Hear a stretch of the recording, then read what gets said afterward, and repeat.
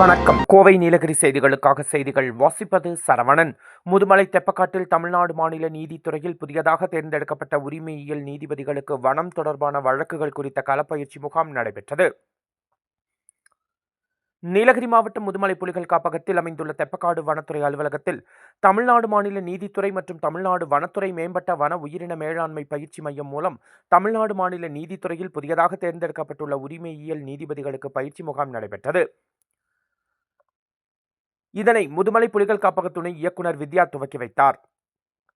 இதில் வனம் தொடர்பான வழக்குகள் குறித்த களப்பயிற்சி இன்று துவங்கி மார்ச் மாதம் வரை 4 குழுக்களாக பிரிக்கப்பட்டு ஒவ்வொரு குழுவிற்கும் 2 நாட்கள் பயிற்சி நடைபெற உள்ளது. இன்று துவங்கிய இந்த பயிற்சி முகாமில் வனம் குற்றங்கள் தொடர்பான கேள்விகளுக்கு தமிழ்நாடு மாநில நீதித்துறை நீதிபதிகள் மற்றும் வனத்துறையினர் விளக்கங்களை வழங்கினர்.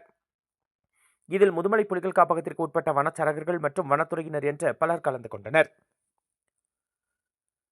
கோவை நீலகிரி செய்திகளுக்காக எமது சிறப்பு செய்தியாசிரியர் தமிழ் வெங்கடேசன்.